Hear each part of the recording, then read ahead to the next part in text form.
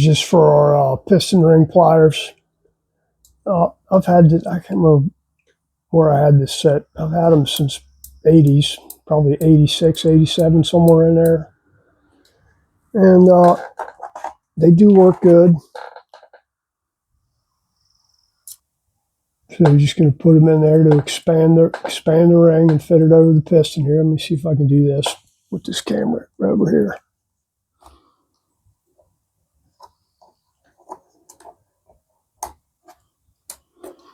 Yeah, there you go. Now the trick is using these, you don't want to overexpand them. A lot of guys, you see them do them and they'll take that ring and, I mean, they'll really expand it all the way out. You want to do it just enough so you can get it over the piston. Let me see if I can demonstrate that. These rings are no good anyway. Actually, these pistons are getting replaced with some much lighter, much more modern units for the BMW. We don't really care, but these rings were worn out anyway. So as a demonstration, you wouldn't really want to expand it out that far to get it off, because what you're doing is you're overexpanding the ring. You're putting a stress riser right here on this side.